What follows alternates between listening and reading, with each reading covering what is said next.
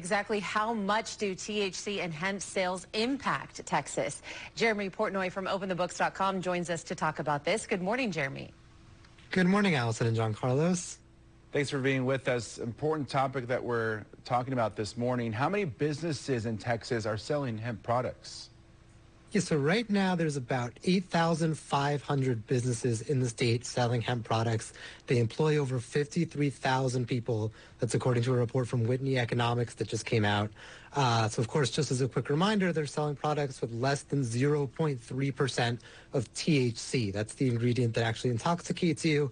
If it's any more than that, it's illegal. But this bill, like you mentioned, would ban anything containing any amount of THC, almost any product containing that. So that's putting about 40,000 jobs at risk. Jeremy, how much tax does the state make from these sales?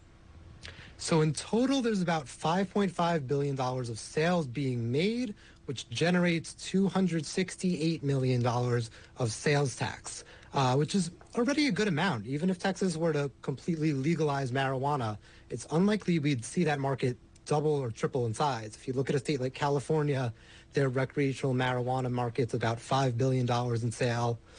So it's already doing well in Texas, even without these new bans that might come into place. Yeah, these are some big numbers. Can you explain to us how much tax money do other states get when marijuana is legal? You mentioned California already. Yeah, so if you look around the country, there's 24 states where it's fully legal, 11 where it's legal for medical use, 4 where it's completely illegal, and then some like Texas where it's a bit more complicated about what's allowed and what's not. So those states where it's legal, they made a total of $4.2 billion of tax revenue in 2023. So they're charging sales tax, then most of them also charge an excise tax from 8% to 20%.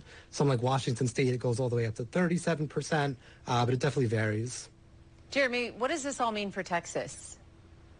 Yeah, so we've been trying to compare to some other states. If we look at California, they brought in $263 million of tax revenue, charging 15% tax on marijuana. But the better comparison is probably somewhere like New York, right? They have stricter rules, even though it's legal. So that means fewer shops have opened, and they only collect about $20 to $30 million of tax revenue a year.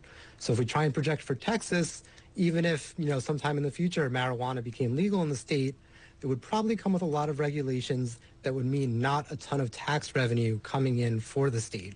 Then, of course, you've got lawmakers arguing that legalizing it would actually cost the state money just out of the health budget based on the addiction treatment and behavioral health issues that could come with that. So if that were on the table in the future, there probably needs to be more studies to be done to figure out what the real economic impact would be. Yeah. All right. Always great information you share with us, Jeremy. Thank you for chatting with us this morning. Of course. Always good to see you.